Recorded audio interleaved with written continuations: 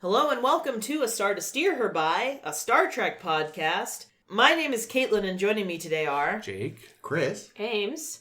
James. Whoa! Hey James, how did you get in here? Welcome back. I broke in. Why did we keep letting you do this? I don't know. We've had guests for the past, so 12 many episodes. Yeah. No, more? How We many didn't have a episodes? guest on Serenity. Too many. Yeah, No, we did. Liz Liz was here. Was Liz on here? Yes. Oh, shit. You just don't feel like she's a guest I because feel like she's there was kind one of part time of we the didn't family. have a guest. Was The it first originally two, I think. Serenity? Like the first? Was the episode, not the movie? I think it was the first... No, it was, yeah. it was the one we did last time.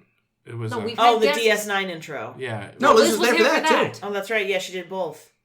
Oh, then it was the one between those. No, it Nope. wasn't. We've pretty much had guests. Because that was Andy before that. Yep. And before that, it was Justice and D. Kelly. Oh, Yeah, yeah, D and- before. Yeah, sorry, D, then Justice Yeah, Kelly. And then Yeah. this asshole again. Too All many All right, guests. well, you know what? No more guests. Not enough I'm cheese. calling We're not going to know what to do with ourselves when we come to an episode that's just us again. We're going to be like, I don't know. I think, in fact, we may As much just as I like all these people breathe around, a sigh of relief.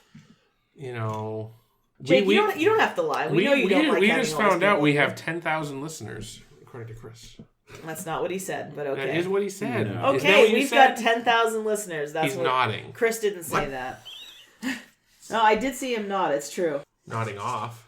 Because your thing's so boring. Let's go. whoa. Wow, it's a rough crowd. Damn. All right, well, we're back talking about DS9, which is very exciting. Wait a minute, because it was the first two were 2 episodes. Yeah, rolled yeah. into They one. count kind of as 2. So. Okay, all right. Because when they have to air them in syndication, they take up 2 different slots. Oh, that makes sense. Oh. But we're here to talk today about episodes past Prologue and A Man Alone.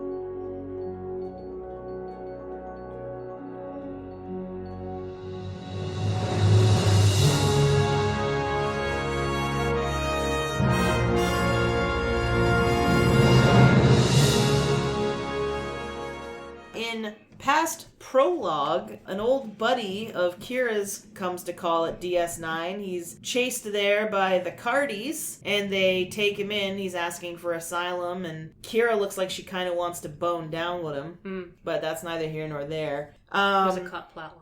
Oh, really? Yeah. That makes sense, because there definitely was some like, oh, it's you. Anyway... Remember our past? This dude, Tanalos, and Kira were terrorists together on Bajor once upon a time, and he swears that he's, that's all behind him, but it turns out he came to DS9 specifically because he knew Kira would cover for him so he could bring more Bajoran terrorists onto the planet and meet with, what their names? Bajor and Lursa. Lursa and Bajor, our Klingon friends from TNG. They're selling him some explosives.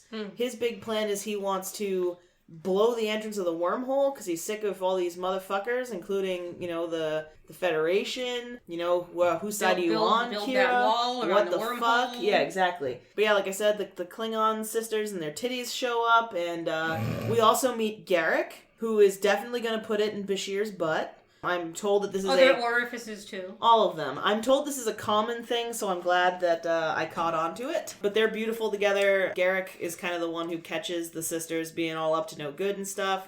Turns Bashir onto it. Turns Turns Bashir Bashir on. all right. It's all very suggestive. But anyway, Put on the suit. Kira... I like you like that. Yeah, you need a new suit. But ultimately, Kira winds up punching Tanalos in the face, averting disaster, and they're like, hey, you know what, Cardassians, you were right, we fucking don't want him. You want him? And they were Yikes. like, sure, I think. No, I think they turned him over to the Bajoran authorities. Oh, is that what happened? Well, either way, Terrorists. they get what they deserve, the twats. And that was basically it. I feel like there was some other stuff too, but that's like the basic plot. Yeah. I think that's all we need. Yeah. Basic Gitmo. Yeah, that's what I thought. So that was Garak, of course, played by Andrew Robinson. Andrew Lloyd Robinson. Perhaps Accurate. best known as... That's Sir Andrew Lloyd Garak. Robinson. before this, best known as the antagonist in the first Dirty Harry. I'll take your Who word was on in it. Dirty Harry? Andrew Robinson. Aside from him, who was like... Clint Eastwood. Oh. Harry. Yeah. It's one of these, like, boomer porn, fucking why do criminals have rights movies. Oh, you're thinking of Harry Nice. Dirty. That's the porn. Awesome. Harry Dirty Butthole. Harry Pussy? Speaking of Andrew Robinson, he was originally considered for the role of Odo. But they liked him so much that they're like, you know what, come back and play this thing. And then they loved Garak so much that I think next season we see Garak some more. Yeah. I'm excited. This is a short season too, so that's true because it started in like January. Yeah. He's already my favorite character, so I need more of that. Yeah, Garak is immediately fantastic. Well, it's more. It's what I find most interesting is how well he plays Bashir, right? Yeah, He kind of figures out that Bashir is like likes a finger in the asshole while you jerk him off. Yeah, that he's like a nerd, and you know he's got that that wide-eyed outlook that he had in the first episode, frontier medicine and all that. And Garak is like, I'm gonna fuck with this guy. Yeah. Make him think he's a secret agent. Yeah, my favorite part is absolutely that Garak goes up to Bashir and he's like, there's a lot we could learn from each other. And Bashir's like, you're right. That's quite an interesting thing. And then the second Garak is gone, he runs immediately to the bridge and is like, guys, a spy just made contact with me. Guys, I'm having so much fun. Please put a recorder on me. I want to record everything he says now. He totally does. He wants a wire. Yeah, it's like amazing. but it's he like is instantly. so excited. Yeah, the second it starts. Which is also interesting for later in the series. Yes, things that actually kind of comes back up. It does. I bet this thing comes up a lot where Garak is concerned. Hey. What was kind of great is because it's been ages since I've seen Deep Space Nine, but it is funny to see the origin now of the Garak hand wiggle. Yeah, and it's just as lovely as you think it will. It is, but it's so funny that it's him talking to them about haggling. Yeah, it's actually kind of a pseudo tense moment. We can haggle. Jazz hands. Yeah, that whole the side plot with the Duras sisters definitely it's pretty unnecessary. Yeah, it really they felt wanted like some familiar. It was an excuse to throw in the those actors because and they like those characters. Were the familiar tits there to even out the unfamiliar tits on Jadzia since Jadzia didn't used to have tits? Oh, there you go. No, I'm sure that's not it. You were saying. And this also, this episode was referenced in the episode that they appear in. What was that one called? I don't remember. Birthright. No. Something else. It was the one with Future Times Alexander, though, right? Yeah. Because that's when Riker... Firstborn. Yeah, Riker rings up Quark. I think. Unless that's the one with Picard's son, which is the same episode. I don't fucking remember. Anyway, you know it, listeners. It's the one where we've linked it right Riker here. Calls, all 10,000 of our listeners know exactly what we're talking about. 10,000. All 10,000 of them. There is a non-zero chance that one of them is Brent Spiner. Hello, Brent. We love your work. It's Mr. Spiner. Show some fucking respect. He looks great. I don't know. He kind of looked like plastic in the Picard trailer. Oh, yeah, no, the new trailers, he looks terrible, but as a human, he still looks great. He can get it. Call me, Brent. I actually thought it's funny, my expectations for this season were pretty low because I feel like I was led to believe that it was pretty bad. Who said this? No one's ever said this. I feel like various people. A lot of the internet says people it always. slow. Well, here's the thing. I feel like season 1 of DS9 is DS9 at its weakest. Having said that, it's still good. It's still pretty damn. It's really good. Every episode that I have watched thus far, I have enjoyed. I don't know. They're not all groundbreaking. This is our weakest week, I think, so far, because I feel like the stories are... No, what's the other one? A Man Alone? I didn't like A Man Alone. But which one is that? That's the one where Odo is on trial I for thought being it was a murderer. alright, but he wasn't really. That's the thing. He and wasn't also, really. We'll get to Listen, Keiko, we'll get too. there. Yeah, Jesus fuck Christ. her. Anyway, let's. But yeah, I feel like we're still very much setting the tone. We're still kind of doing the who are all these people and what is their role on the ship kind of stuff. And it's gonna take a while to get us to know the characters. This is mainly a Kira episode, and you're learning where her loyalties lie. This is basically a preemptive strike. Only technically preemptive strike hasn't happened yet. It has not. So it's a preemptive strike. It is. I kind of feel like the theme of this week is actually finding out where your loyalties lie. Well, I feel like it ties into the next... It's more setup of the Kira and Cisco, that they do have differing loyalties. Yeah, she's a Bajoran first, and an anything else second. Yeah. Yeah, definitely different goals. One thing I did really like in this is, in a lot of other shows, they would have played up whether Kira was actually helping or hindering. the terrorist plot until like the very, very end. Whereas in this, halfway through the episode, Kira's like, Cisco, I've just been contacted and they're gonna try to blow something up. And like really like undercuts something that other episodes would do, where literally you'd have no idea if Kira was helping them until she stopped the plan. Whereas in this case, you knew she was going to try to stop the plan pretty much the entire time after that. Yeah. Is it, you think that's a good thing? I think so. I think it's interesting rather than having manufactured like obscurity to people's motives. Well, right, and like that sort of false tension thing. Right. Especially this early in the show, where you're like, well, obviously she's gonna run away and join the Maquis. That's the thing. It's like when Ro went rogue at the end of her tenure, you kind of weren't sure, or at least I wasn't sure where it was going to go, but I also had time to like get to know the character, so I actually kind of gave a shit and thought, how well do I know this character? Yeah, they're not this character. I'm like, I don't know you, but I have to assume since I know you're in like the rest of the show that you probably. But even if you didn't, you'd just be like, isn't it a little early to do this? There's no way this is like a character that they set up in the pilot just to have her like fuck off in the second episode. Especially after giving her such a bitchin' haircut. To be fair, this was the third one produced. They just flip-flopped it with Man Alone. True. Because this one has more action-ish something. Oh yeah, as a side note to the listeners, as we discovered, or as Ames discovered, Netflix has these in production order, not the order that they were released. So if you're wondering why we're doing the shit out of order, we're not. Netflix just did it wrong. Stupid Netflix. It's like they're trying to Firefly DS9, but like DS9's been off the air for ages, so. Yeah. I don't really feel like there's a ton to say about this episode. Like, I thought it was pretty good. I thought that the plot was good-ish. It seemed a little bit convoluted, sort of. I mean, the only thing that doesn't entirely make sense, and we were kind of getting to this, but then we got sidetracked. Why do Lursa and Bator betray him? Like, they have no real reason because he didn't show up with the money. I would have fucked him up, too. But they got it eventually. They were planning on betraying him, obviously, because they figured it out. I forget how, but they did, which is why they kind of had the whole thing prepped. Yeah, it's the best of both worlds. They get paid, and then they can also curry favor with someone else by, turning over a literal war criminal. Yeah, I mean, I guess if they're planning on trying to launch a new offensive against the Empire, having, like, the Cardassian government think you're pretty cool would be useful. Yeah, just I mean, with where they were, just any friends is really, so they come in, they say, we're Lursa and Bator of the House of Duras. And they're still calling themselves the House of Duras, even though he was their brother.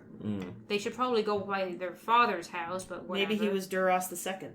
No, we heard of the father. I know. I forget his name. It was like something like... Duras, son of Dickhead. Yeah, Dickhead. That's the one. That's right. Yeah, that sounds right. But there's like there's no I. It's like DK. Well, isn't Duras' son? Shouldn't he technically be the head of the... Well, he's dead. Well, we don't know that. He might be in a Klingon prison somewhere. And Duras' son. Right. Sorry. Yeah, no. He was torn apart the minute Worf left. Oh, I think we meet him again now. Do we? I don't think so. Well, then they stitched him back together, I guess. Oh, maybe. So, here's a thing. So, Garak. Mm-hmm. Right, we're introduced to this character, Garak, who claims to be a simple clothier, but then he goes to be like, hey, you want to be involved in the spy plot with me? And then we see him on screen broker this deal, evidently between the Duras sisters and the Cardassians. So is he a Cardassian agent? And if so, why isn't that a bigger problem for Cisco? I assumed he was just playing Lursa and Bator so that he could get closer to Bashir. Yeah, because why else would he then have Bashir there when they're meeting later? You know what I mean? Like, it doesn't... If he is a double agent, he's like the worst double agent. Like, he doesn't quite understand how it works. He's a quintuple agent. Yeah, he's every layer of agent. Yeah, I mean, his thing this time doesn't make a lot of sense. But he's so good at it. Is he working for the Cardassians? Is he playing both sides? I kind of liked it because you see him doing all these things, and like one of his quotes that I really liked was, "I am no more than what I seem to be." which is also really interesting when it comes from him when he's this, like, has this giant smile on a Cardassian telling you everything's fine. It's like, wow, you're lying to me right now. I know you are. And yet he is somehow still the most trustworthy Cardassian we've yet met. But yeah, so I feel like his entire thing is, like, literally everything is an angle against you. Like, at all times. I mean, is he just, like, anytime you're a interacting chaos with him. junkie? He just, like... He really might be. He's just like chaotic neutral. He just wants. He's like, I could play the Duras sisters against this random doctor. And... Yeah, man. Maybe he just wants to have fun. I think he's a man with just broken loyalties. Like there isn't necessarily a whole lot that he believes in. Right. You know, but he knows that so everything is about him just getting another tiny foothold that he can secure. Right. So like everything with Bashir is absolutely like, I'm ingratiating myself to the current people of DS9. He doesn't know if they're going to stick around or not. Do we learn why they let him stay? Dude, because his clothes are banging. He probably would have claimed asylum. Yeah, he seems, it's indicated that he's not on the best of terms with Cardassia. Yeah. I mean, it could also be, like, we don't even know. Maybe he wasn't even there until they abandoned the station. He's moved in amongst the rubble. I think they specifically said he was the last remaining Cardassian, yeah. Which would seem to imply he was there beforehand, but... Well, he could have, shown up, like, 2 weeks before they left. Right, yeah. And I feel like a lot of the outfit would just be like, how long has he been here? I don't really know. Yeah, but he's been here as long as I remember, but that doesn't mean much. Yeah. When you have certain, priorities, the Federation couldn't just kick him out because they believe in, all of these things where it's like, all right, well, you haven't done anything wrong, so I guess you have a right to stay here. Well, it's also the fact that, like, Cardassia and the Federation are not in a state of conflict officially. True. They have a peace treaty. There's no reason for him not to be allowed to be there. Yeah, that's kind of. But certainly, if he basically comes out and tells Bashir that he's a spy for Cardassia, it seems strange that they wouldn't, bug his place. But the thing is would a Cardassian spy ever admit to being a Cardassian spy? Of course not. I don't know. So he must be lying. It also They're seems pretty a little arrogant. irresponsible of Sisko to be like, yeah, Bashir, go meet with the spy. Yeah. Sisko seems to do a lot of irresponsible stuff, from what I've heard. He's just like, in the next episode, he's just kind of like, oh, he's a criminal? Well, you can't throw him off the ship. He hasn't done anything here. It's like, Well, he did that again today. Well, so that's another thing about... Sisko is a little... I don't know if he's just, like, naive or just doesn't give a fuck or what. Well, there's also this thing with Odo, where Odo is, like, fucking Law and Order... To the max. Oh, yeah. Yeah, he's a fascist. North Korea over here. Yeah, he's straight up fascist. Oh, the Duras sisters are here? Let's put them in jail. Yeah. That's actually a pretty good Odo impression, It's weird because the whole time he's like, talks about like rules and like how like it's like there's rules and like procedure, and then he's just like, I don't like you, I'm going to put you in jail. Yeah, the rules are Odo's rules. And I think, and that's another conflict that I'm enjoying, is the Sisko versus Odo, where like they both seem to respect each other, but Odo clearly does not like the soft hand of Sisko. Odo wishes the Cardassians were still in charge, because then he could break some knees. He could do some torturing. Yeah. Well, it's interesting that like he worked for the Cardassians. He was gleefully. He was the chief of security, and so presumably, he shouldn't probably have as good a relationship as he has with like Kira. My assumption, and I don't remember if this gets like spelled out at some point because it's been years, is that presumably like he was a sort of a mitigating factor. Like when the Cardassians wanted to go full Cardassian, he would be like, that's going too far even for me. But now that they're gone, he's like, we're not going full Cardassian? Well, it's like, like he's not as bad as them, but he still wants to be more strict than Sisko is. I think the thing that's interesting about Odo is that it's not necessarily it's order. He's obsessed with order. Yeah. And whether it doesn't seem to affect him if it's Federation or Cardassian, as long as it's order. And I think in some cases he feels that Sisko is disordered and doesn't... Well, I feel like with Sisko, just for what we've seen so far, it just feels like with him, it's almost like sometimes he's like, let's see how this plays out. Like, he just wants to see what's going to happen. Well, and it seems which I can respect. It seems like he's willing to kind of let people do whatever until it's his own crew, and then he just, like, reads them the riot act. I mean, ultimately, like, he doesn't ever punish anyone in any serious way, necessarily. But I do kind of feel like he's like, oh, confirmed murderer, let's just go right ahead. And then well, being fair, I mean, by even, say, just our own laws today, like, there are very few... Once you've served your time... Yeah, but you still don't want pedophiles at your playground, do you? Well, no, and that's why we have a register. And it also sounds like he didn't exactly serve his time. Well, no, we're talking about escaped. Man Alone, but He escaped a Cardassian prison that I think he was put into with the permission of Bajor, because even the Bajorans don't like these people. Sorry, who are we talking about right now? Yeah, sorry, in my mind I had moved on to the next one. I apologize. That's what I was talking about, too. Oh. Yeah, sorry, I had gotten confused. No, Man Alone is a very different scenario. Yeah, well, this guy, that's another... But he claimed asylum, didn't he? Who the fuck are we talking about? Now I think we're talking about... The guy from Tenerlos. The guy we're supposed to be talking about. They're similar episodes in a lot of ways, which makes it confusing, because they both deal with, like, criminals. I think Tenerlos requests... Asylum specifically from Sisko, so this is now a Federation... Right. ...to do. Mm-hmm. But because, you're right, Rossi. All a ploy. Like, the Bajorans were even like, this guy's a bit crazy even for us. Well, the Tanalos were responsible for, like, the assassination of the first Bajoran Prime Minister. Yeah. Well, no, Tanalos is his name. The organization was the Cal something. Yeah, Konma, right. Got it. But the Konma are the ones where they're like, even we're a little on these people. They're a bit too They were like nuts. literal monsters. They're collecting they were not by freedom Litrium. fighters. Now, the other thing... So his plan is to detonate a bomb and collapse the entrance to the wormhole. Mm-hmm. Yes. Which, in Emissary, we find out is basically where their gods live. The Bajorans' deities reside inside the wormhole. Oh, really? Yeah. Oh, I missed that. Well, that's where the orbs come from, right? The orbs came from and the Bajorans worship the orbs. Yeah, and they even though, as it was revealed in the episode, the wormhole creatures don't even consider fleshy, linear beings to be worth beings. Their time. Yes, they have been... The Bajorans have been unwittingly worshipping people that couldn't give a fiddler's fuck about them. Yeah, the orbs and Bajor and the wormhole are all kind of tied together. Okay. And it's all tied together with those aliens.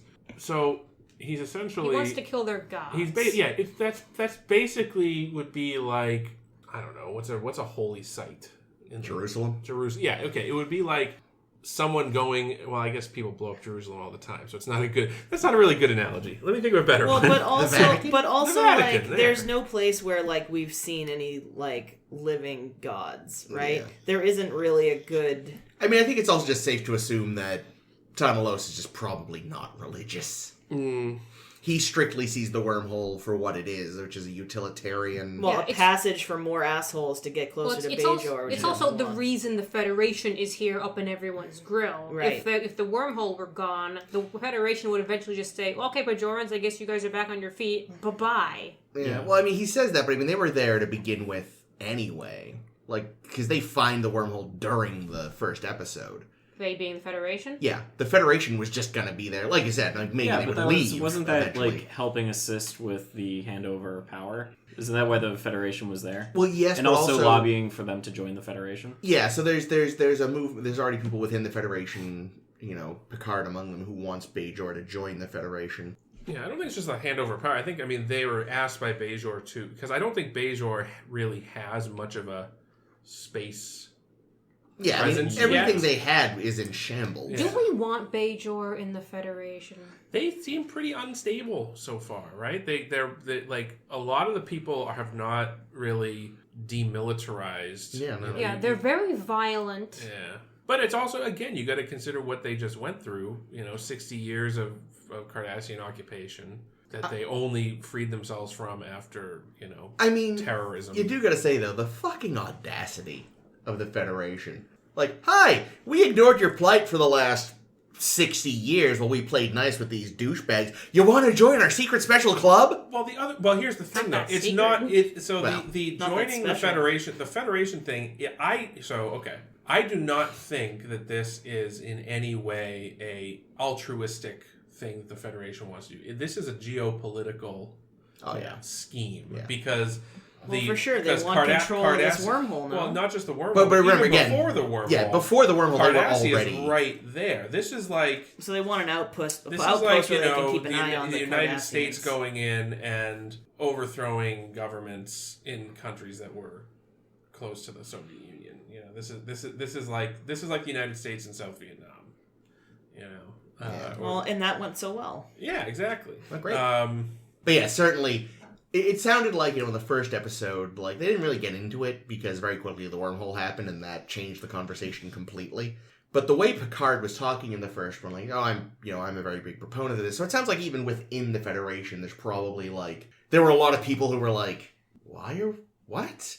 But there were other people like, yeah, no, it's a great idea. It was a favor for Ro. Yeah, but now there's the wormhole, so I'm sure the whole Federation's like, oh, yes, nope, yep, them, please, here, us. Well, they don't have dilithium, but they've got that great wormhole. Sorry about that whole ignoring you for 60 years There thing. could be anything beyond the wormhole. That's God, the Federation sucks. Oh, yeah, I mean, they're the man. They are very much... They are the worst. I feel like this series explores that idea in the best way. Yeah. Because the Federation is never explicitly the bad guy. I mean, there's bad guys that we meet. Oh, yeah, mostly admirals. But if you think anything deeper than surface level, you can be like, Well, a lot of the decisions that have been made here have been not necessarily great. No. Well, it's like they say, though, like the villain is always the hero of their own story. Yeah. Speaking of admirals, we meet Admiral Rollman, who was played by Susan Bay, Leonard Nimoy's wife. Oh, nice. Fun.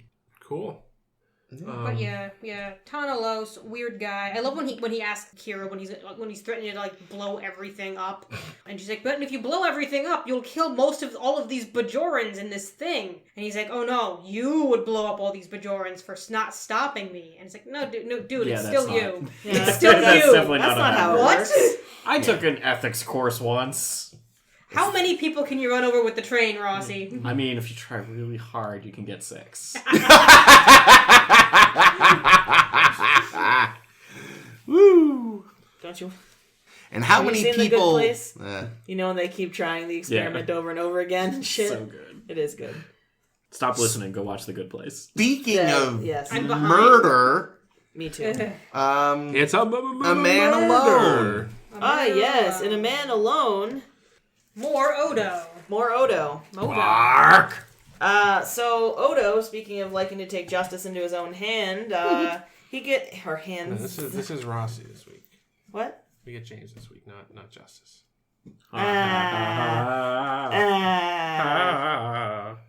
Basically, all of the inhabitants and visitors on Deep Space Nine go full torch and pitchforks on Odo after he's suspected of killing a dude because he basically was like, I don't want you on my station. You got 26 hours. What a weird amount of time. Because that's how long a day is. Oh, really? Interesting. I don't think they ever specified that. No, but it becomes clearer throughout the show. Oh, right. It's a 26-hour day. Fine. Yeah, I'd assume maybe that was the length of a day on Bajor or something. Yeah. Fine.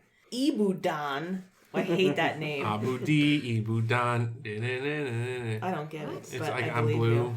I'm blue. Oh, Abu-D, you know what's really Abu-D, funny is in the Abu-D. beginning you were starting to say like, now listen up, and I thought, here's a story about because that's the intro to that song. So I stabbed a guy in the holosuite. I was already there with that earlier. Yeah, so this dude Ibudan shows up, and Odo's like, "Get the fuck off my space station!" And Sisko's like, "Who cares if he's a former Let's see criminal? what happens. Let's just let it go." So shenanigans happens, and a woman with waffle fingers, what the fuck, is giving this Ibudan guy a massage and a back licking or something, and he gets stabbed it to death. In the butt. And they obviously think it's Odo, or by they I mostly just mean the rabble on DS9, because even though they had words about it, Sisko doesn't really think Odo did it, and Kira obviously doesn't, so I think it's mostly just this mob they discover some weird cells, because this was happening in a holodeck, and, like, nobody ever came in and nobody ever came out, and Willy Wonka,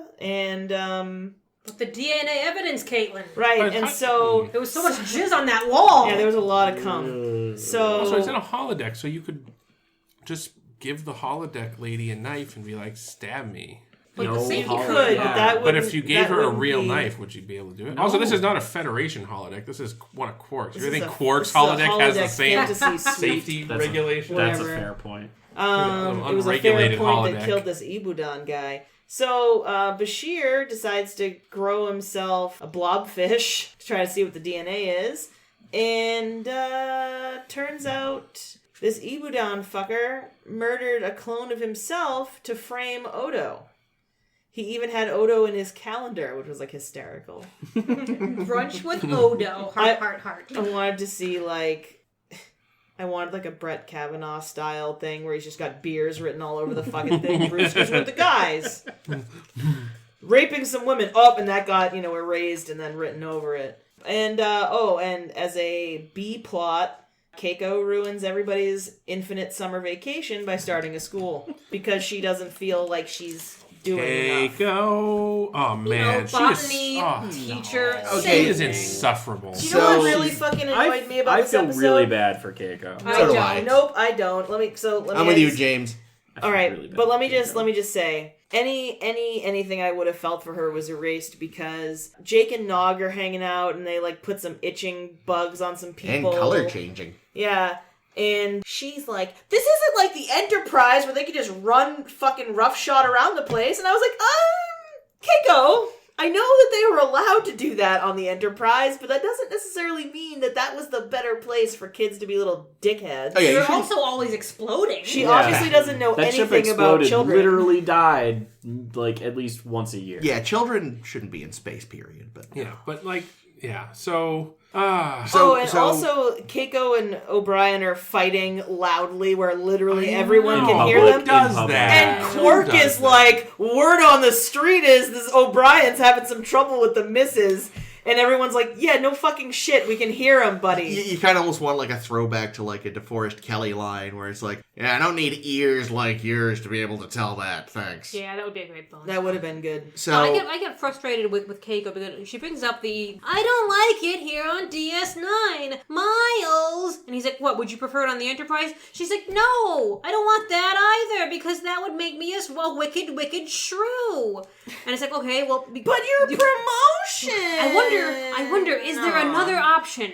Maybe divorce? I was gonna say a divorce. Maybe you should do that. Well, I mean... They were trying to make it work. You could say that, They like... can't. She... I mean, apparently they can.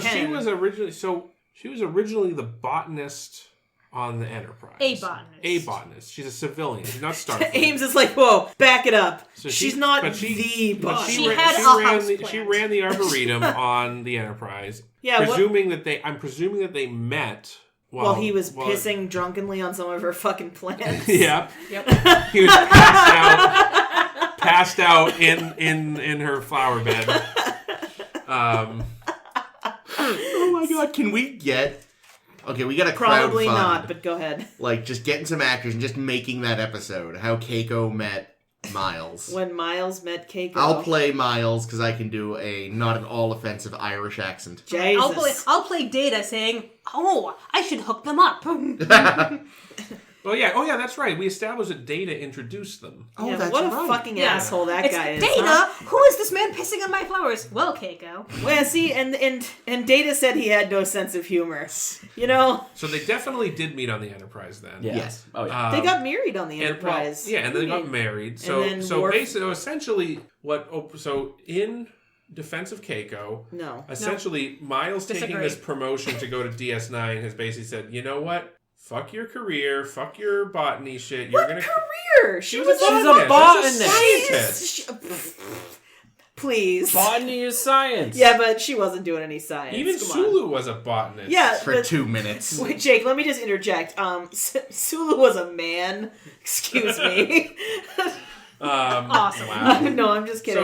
So I just don't. basically- Apologies to any botanists who might be listening. No, I'm not trying to say botany isn't a science. I'm just saying I don't think Keiko was doing any fucking science. Here's the other thing. That's what I'm saying. If she wants to science, she's welcome to science. There's no way that you can emphatically science all over DS9 if you chose to. He even But there's said if you want to do what you plants did. anywhere. She could grow them. She's a botanist. O'Brien's allegedly. O'Brien suggests that so she that's the grows thing. some pretty flowers in the promenade. Why isn't she happy? Look, the real problem here. So he can re-spark their love by pissing and drunkenly falling asleep in her flower bed again. We're dealing with the Like fact. this It was romantic.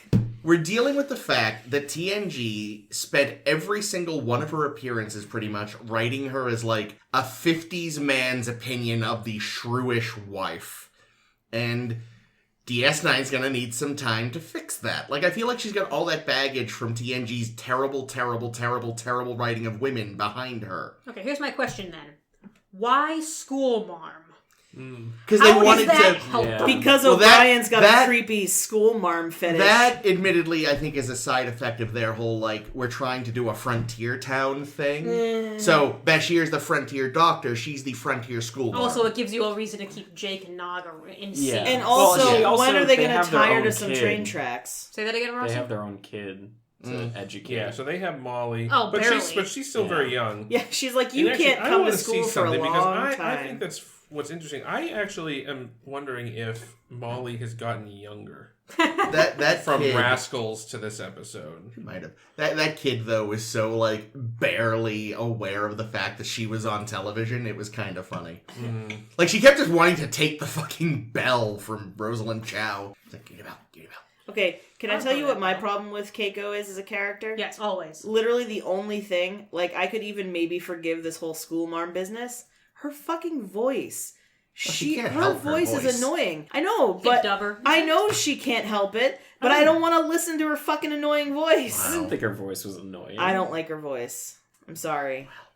I have no problem with her. I just don't. I can't get behind it. Well, now that we've hated on Keiko for 20 minutes, the episode. The episode hasn't even. This episode isn't even 20 minutes yet. Get out of here. No, I guess it is the same Same. actor that Oh, played her really? in Rascals. Did she get younger? No. She was born. Did she go through the teleport But with here's everybody the thing. else? She is Good the follow-up actor question. is Good job. is actually older, as I guess you could expect than Molly would be. My She How was old born- is Molly supposed to be? Well, so we saw her born in Disasters. Gross. Worf delivered her. Well, Worf in saw her 10-4. born. Really, we didn't. Good. So she should be, I don't know, 2. The actor was born in 1988.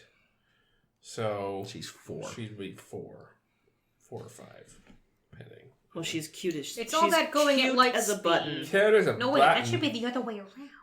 So, when I was looking up stuff about this episode, I was like, man, the head of the mob sure looks familiar. And I don't know if I've ever actually seen him. He's guest starred on a bunch of shows I have seen, so who knows. But he is the son of Eddie Albert, perhaps best known for Green Acres and Roman Holiday. But interestingly, Chris is a 75-year-old man. he was married. If this isn't interesting, I am going to scream. It's at least relevant. The guy that played the head of the mob, It is. Married to Leonard Nimoy? close, married to the woman who played Natira. Oh, I liked Natira. So, yeah, keeping it in the Trek family there. She's 13 years older than him. Go Natira.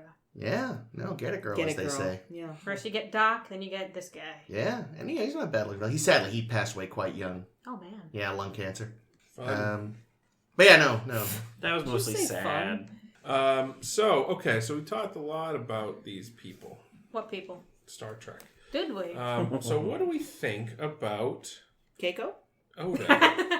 Odo. I love that Odo just proclaims, well, it's elementary, my dear LaForge. I obviously did it. Yeah, I think that was my It's like, favorite Odo, part. what are you doing? Is like Yeah. every time evidence You know who came could up. get in here? Yeah. A shapeshifter. Every time evidence came up, Odo was like, "Yeah, that could be me." Yeah. Like that sounds a lot like me. They have a photo of me? Interesting. Later, Cisco says, "I need you off the case." I really don't. It's like I know you didn't do it, but because of how it looks. And then Odo is like, "I could have done it if I wanted to. Here's a whole bunch of ways I could have killed him if I wanted to." It's like, dude, you are not, like, do not defend yourself. He's trying, it's like trying to show that he is being... He is a dogged investigator and will follow the evidence wherever it lies, even if it lies to him, which he knows he didn't do. But maybe he's worried that like a piece of him snuck out of his bucket while he was sleeping and stabbed him and stabbed the guy. Hand. That is my one problem with the whole thing. But you see, this gets into a question that was going to happen eventually. So here it is. If it had been Odo, right? Like, presumably, the knife would have to have been made of Odo? him. No? He can hold things. He can. Well, yeah, but except he said the whole it thing has to go through the door. cracks in the door, which a knife can't do that. Unless the crack is really fucking wide, in which case a cat could have done it. How did the real killer himself? He probably had it in his pocket since they went in together. No, but how did he get out of the holodeck? I thought he just left. I thought the door hadn't opened. No, it opened twice. Once when they went in, and once when the killer left. Ah. So if it had been Odo, you think the main thing would just be like, could he leave a piece of himself? Or alternately, can Odo like subsume thing? Like, Odo has a working comm badge, but when he morphs, it's part of him. Yeah, so I think he could just like it will be inside of him until he wants it on the other. So yeah, I think he could absorb a knife and walk around with it. Like concealed inside his body. Like, are we assuming that's part of his nature? Like he can make part of his goo, and then later... No, I don't think it becomes part of his goo, but I think it would be like inside. Like there would be a solid knife. But still, how would that solid knife get through the crack if it hadn't gooified? Well, I guess there's other things he could do. Like he could have snuck in while the door was open as a cloud of fart. I don't know. Yeah, but that doesn't. With a knife still floating doesn't. in it. Yeah, I was gonna say that still doesn't answer how the knife got in. Like. Can he morph into an... So the knife was still there? Was that the Yeah, the idea? knife Yeah, it was still in the guy's back. I missed that it was... So presumably it also wasn't a hollow knife because they turned off the holodeck at that point. Holosuite. Maybe he had previously hid the knife inside the holodeck so that he could retrieve it later. Maybe the writers didn't think about this. Yeah, but I think we are tricked. This is a little overthinking, but you were right. It is not explained how the knife got there. If it was Odo. Here's a more important thing I forgot to mention in past prologue is that Odo was a cute little rat. He was. Yeah, he was a little rat. Very cute. I missed him being a cute little rat. Oh, there was a very cute rat. I love rats. Does he morph in anything in this one? Isn't he the pick? No, that's... I don't think he does any morphing this week. He was the chair. He was the chair. Oh, yeah, he was the chair. You're right. So he's a chair. Does he do like a thing a week? Which I think was... one or two. Like, I know here it's just a prop, but I think that's like a Klingon bridge chair. Like, not the captain's chair, but I feel like it's like a... So, did we say that his comm badge is always present? Well, that's the thing. Is it like hidden under the chair? Inside the rat? Yeah, that's what I would say. Yeah. That it's inside. But also, like...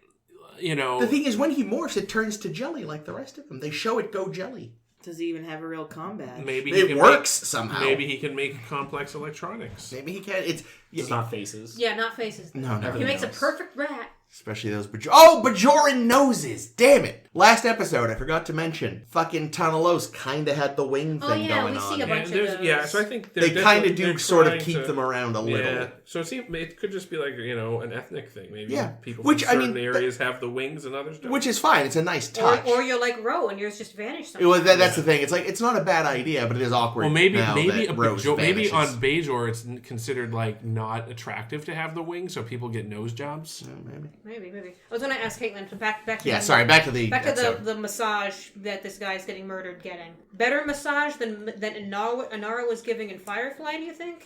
I mean, yeah, except you have to be touched by that fucking... those hands. Clammy looking. Maybe they were really nice hands. Yeah, maybe. But they look clammy. Maybe, I hated them. Maybe there's like little bits inside. It looked like there were suckers on the end. That was weird. Oh, that's weird. Well, that's like massage and cupping all in one. I bet it'd feel great. I don't like it. Huh? I bet it would feel great. I mean, it probably, yeah. Maybe she's a program specified to massage because the hands are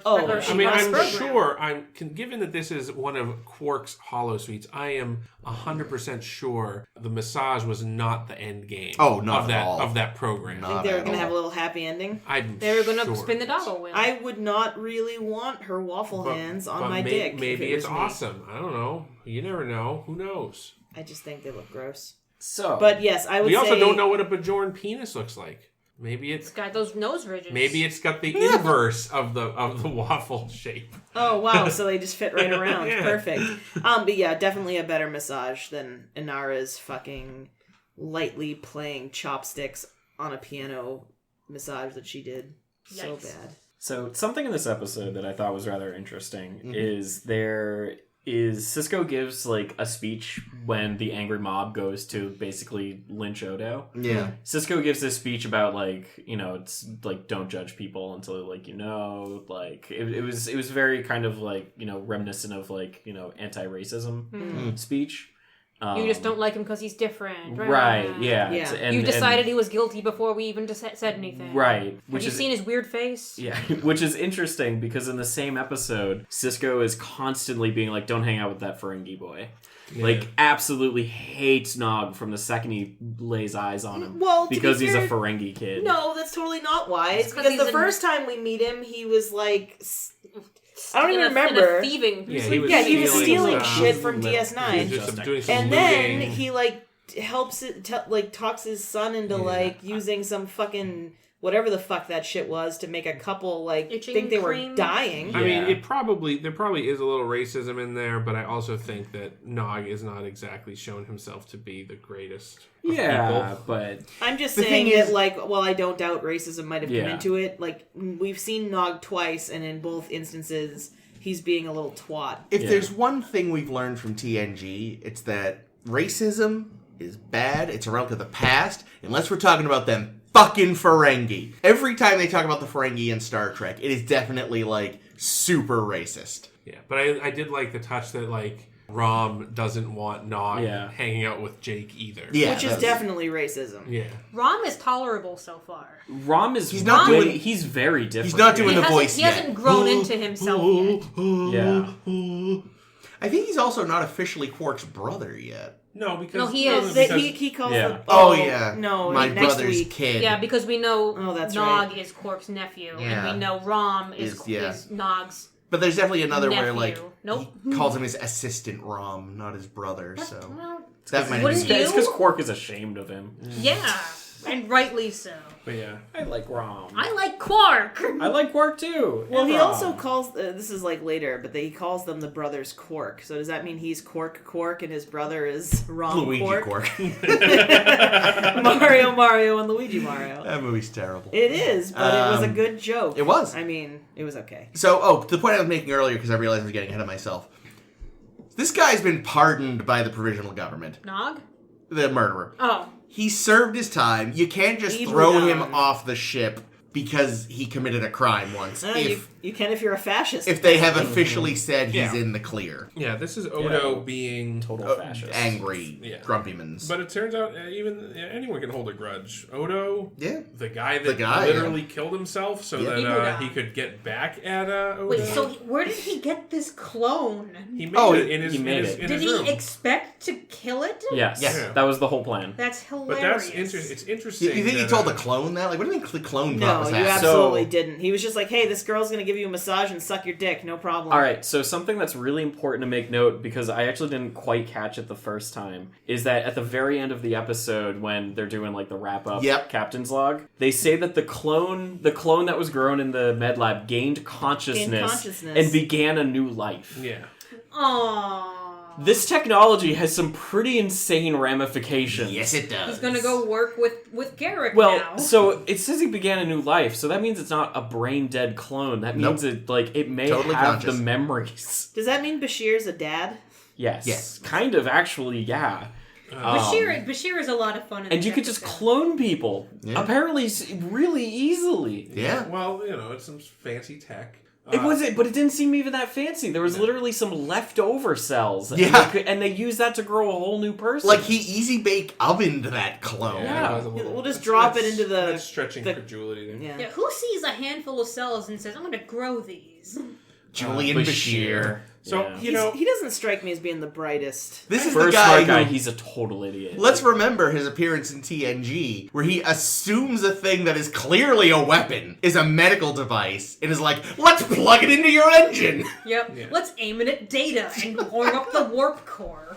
Like, he is pretty much a mad scientist. So he's also a creeper because he's awful. We've seen all he's done so far is creep on Jadzia. I hope everyone is fucking creeping on Jadzia except Cisco wants to fuck her. Well, yeah, but that's because Cisco's like, that's my buddy. It's weird you used to have a dick. My old friend. Yeah, definitely. They do not handle the transition. Yeah, do they tone that down with him though at any point? With who? Bashir? Eventually, he stops being like, you have an exotic scent. He said, I can smell your and while it is creepy, I don't know. I think there's two things going on here that the writers are doing with that. Is that one, they're showing how young and awkward and horny Bashir is, but it's also a way to show how well Jadzia handles herself. Yeah. She's very mature. Yeah. Because she's also 300, 700 years old? Yeah, she doesn't let, to her, it's more of an amusement. She's not letting his being all up in her shit. But is it really, or is this men being no, women say no, but they secretly mean yes? Is she actually amused by it? Or do men think, women think that catcalling is super fucking, flattering? Was it this episode where she is talking to Cisco and literally says, Cisco mentions that, everyone's turning their heads to her, and she's kind of I'd forgotten, it's kind of nice. Oh, no, that's episode 3 or 4. Yeah, I figured that was a different episode. Oh, okay. But she does basically do the, all these guys staring at me is great. It's been 80 years since this happened. Although, We'll get tired of it in a day. To its credit, they at least did have Kira kind of being yeah, hooray.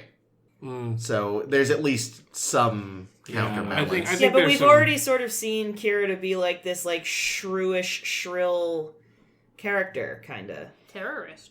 Well, not terrorist. But terrorist. She's blowing up Cardis.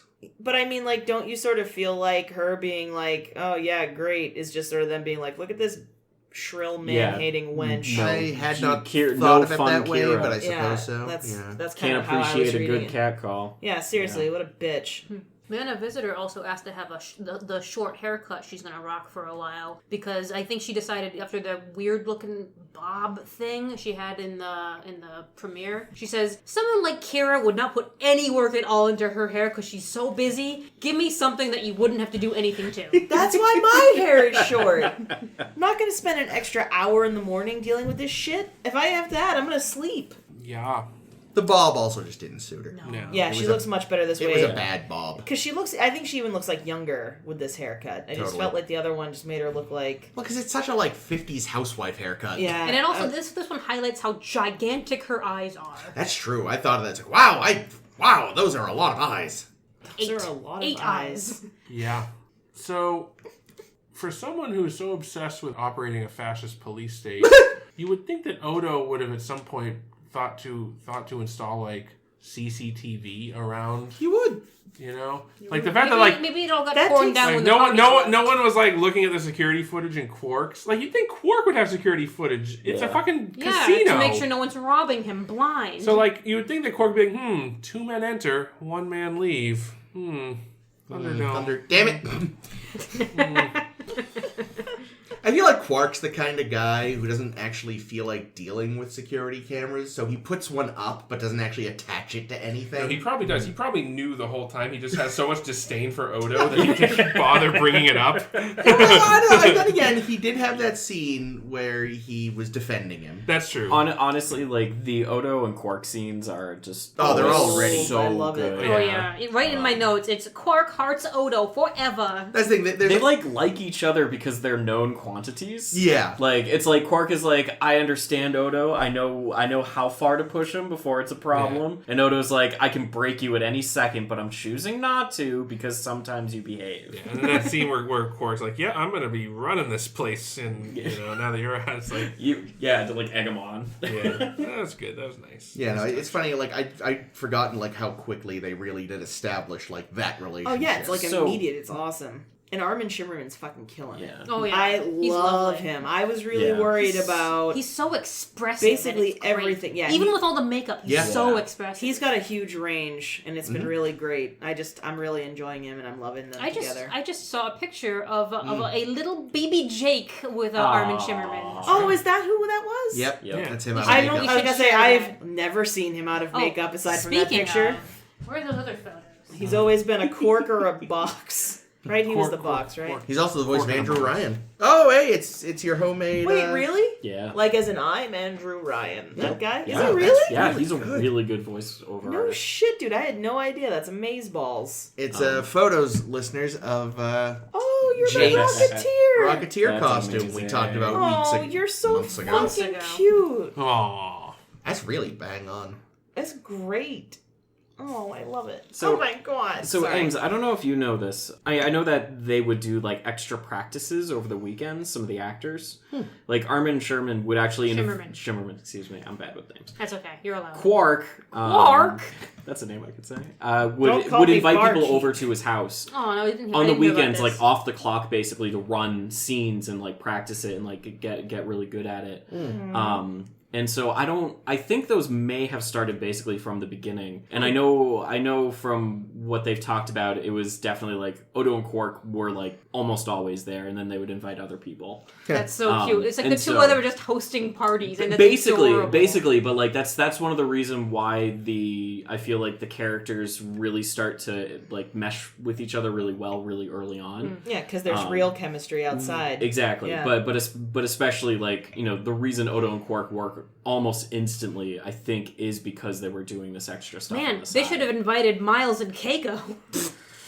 Well, that's the thing too. What's important is like these are characters that are supposed to have all this history that we've not seen, right? And because they click so well, you feel like it's because sometimes you'll have that in a show where it's like these people have known each other for years, and you're like, I do not believe that. I don't think so. We'll see that with Star Trek sometimes, where it's like we've known each other for ages. Really? Yeah, and they actually seem like they've known each other a very long time. Like have definitely made each other angry and like found ways to like fix that and like. They're like Tom and Jerry in the movie Tom and Jerry. If Jerry actually ever really died, Tom would be bumming. I know what that is. Have you ever seen the Tom and Jerry movie? Nope. It's shit, but as a kid I loved it. Yeah, I'm gonna assume that fuck, I lost my train of thought. Armin Shimmerman. Oh, yeah, I stand by what I said last week that the casting on Deep Space Nine, just out of the gate, is way stronger. Yeah. I think, if anything, the weakest actor on Deep Space Nine so far, and only possibly just because she hasn't had a ton to do, is Terry Farrell. Like, she just hasn't had a lot. That's Zia. And I said last week, like she struggled like crazy. Well, she was hired last. She was hired. She was hired. I don't know if it was last minute, but she was definitely hired last while they were already doing shit. And they give her nothing but techno babble, which is very very hard.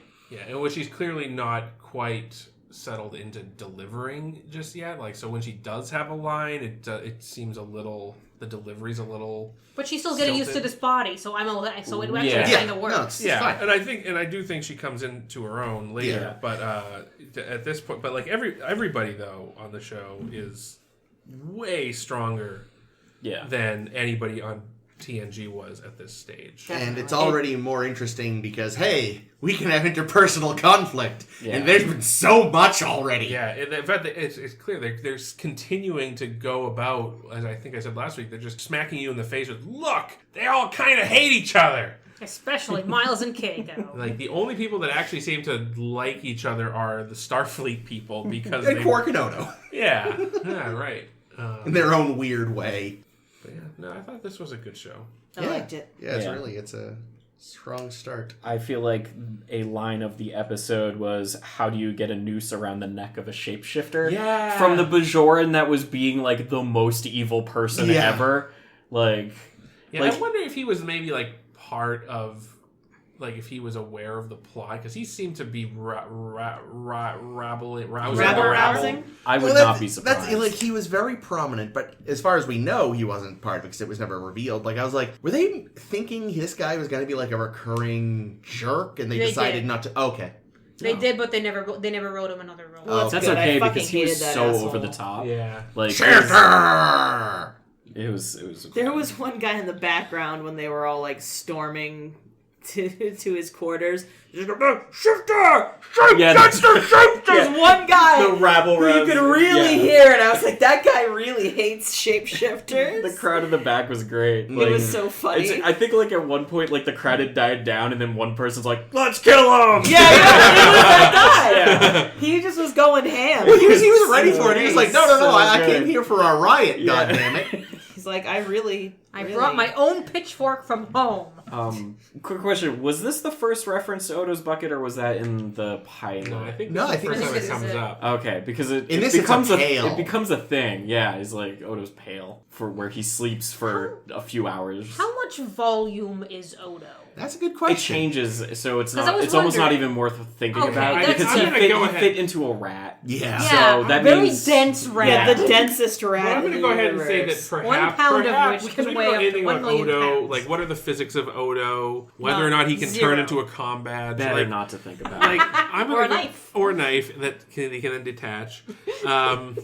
Just don't think about it. Yeah, I think that what we're getting from the writers on this is don't ask. Odo is magic. Yeah. You know? And that's You are never getting answers. He's magic, Fuck but they you. do balance it out with he sleeps in a bucket to just Yeah. really knock him down a few pegs. yeah, right. Yeah, man. Bucket, I the bucket sleep in a comes, giant gets very bucket. Yeah, interesting so later. it was interesting hearing the reference of it and no one really making a big deal about it because like he very much is like not okay with people knowing about the bucket thing. Well, I wonder. So, like, he keeps the bucket in his office, and he's always bringing in drunk people from court. Do you think anyone's ever? Yes. The better question was, do you think anyone's ever not? Do you think the cleaning lady has ever come in and been like, someone forgot to flush this bucket? No, you know, he does it secretly, hoping she'll stick the mop in one day. Oh, that no. really feels good for him.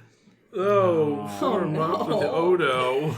Oh, yikes. How many times has O'Brien had to plunge Odo out of the toilet? Thank you for not mentioning this to anyone, Chief. Oh, yeah, not a problem. I Just know a don't lot think about it's past. ships and shits. And bottles. Look, I used to work on a ship with a Klingon. Once you've dealt with a Klingon Lou that's all backed up, everything else is fucking normal.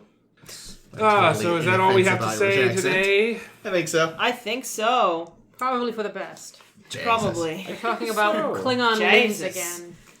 Bogs? They're like bogs? Head. It's a head on the Yeah, ship. Head. The bog, it's head on the ship, you know. It's bog roll, I know.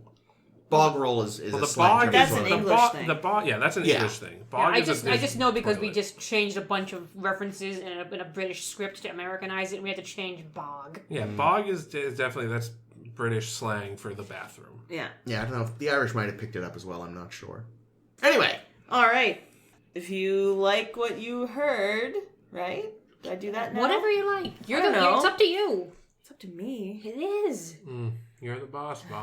Play me out, Johnny. Ding, ding, ding, ding, ding. Thank you for joining us here on the Star to Steer Her By for 2 more episodes of Deep Space Nine. We'll be back next week with 2 more. Specifically, Babel or Babel, however you prefer, your whatever. And Captive Pursuit, which gave me lots of feels. We'll give you lots of feels. It's not next week. I hope Just so. like Odo and his... No, I said it mom. already. I'm just saying it already gave me feels. It'll definitely give our readers feels, listeners. Fuck. But they don't know that we've watched it yet. I think our readers should assume that I am constantly watching Deep Space Nine all the time. I'm watching it right now. If you like what you heard and you'd like to hear more, you can find A Star to Steer Her By where all fine podcasts are sold. We are on SoundCloud. We are on Google Play. We are on Stitcher. We are on Apple Podcasts. You can also find us on Facebook by searching A Star to Steer Her By. We are SSHB Podcast on Tumblr and Twitter. Or you can visit our website, www.sshbpodcast.com, which for the time being just brings you to our Tumblr page, but shh, don't tell anybody. I have been Caitlin. It's me? Yes. Oh yeah, it is you. Why is it me? We're doing this for 3 years! I am Jake. This has been Chris. This has been Ames. I'm James. James, thank you, James, for joining us. You're welcome. Will we see you again soon? No. Oh. Kill the shifter! Kill the shifter!